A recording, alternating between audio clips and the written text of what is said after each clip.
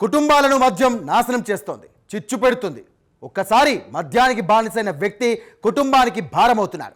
అంతేకాదు, మద్యం మత్తులో భార్యపై పిల్లలపై దాడులు చేస్తూ ఉంటారు. కొందరు భార్యలను బెదిరిస్తే మరికొందరు భార్యలు తిరగబడతారు. ఇలాంటి ఘటనే అన్నమయ్య జిల్లాలో జరిగింది. తాగి ఇంటికొచ్చి వేధిస్తున్న భర్తపై కత్తితో దాడి చేసింది ఓ భార్య. ఈ ఘటన వివరాలు తెలియాలంటే ఈ స్టోరీ మీరు చూడాల్సిందే.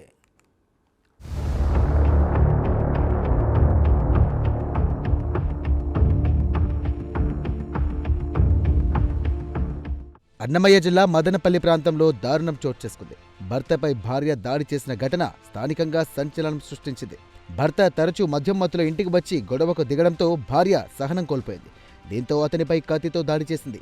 ఈ ఘటన మదనపల్లి మండలం నాయునువారిపల్లిలో చోటు చేసుకుంది. సుబ్రహ్మణ్యం రెడ్డి అనే వ్యక్తి గత కొంతకాలంగా మద్యానికి బానిసయ్యాడు.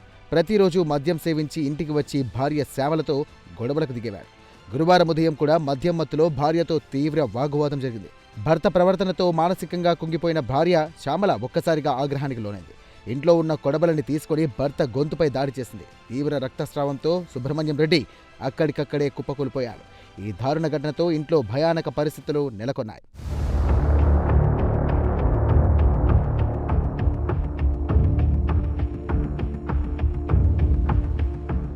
బాధితుడు అరుపులు విని స్థానికులు అక్కడికి చేరుకున్నారు. పరిస్థితిని గమనించి పోలీసులకు సమాచారం అందించారు.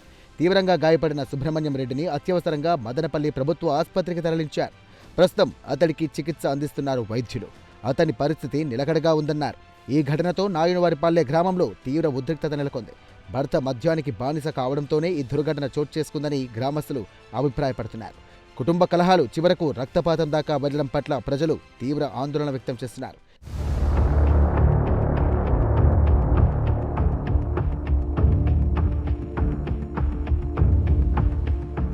సమాచారం అందుకున్న మదనపల్లి గ్రామీణ పోలీసులు ఘటనా స్థలానికి చేరుకుని విచారణ చేపట్టారు. భార్య శ్యామలపై కేసు నమోదు చేసినట్టుగా పోలీసులు తెలిపారు. ఘటనకు సంబంధించినటువంటి ఆధారాలు సేకరించి నిందితురాల్ని అదుపులోకి తీసుకుని ప్రశ్నిస్తున్నారు. కుటుంబ నేపథ్యం, గతంలో జరిగినటువంటి గొడవలపై కూడా పోలీసులు లోతుగా విచారణ చేస్తున్నారు.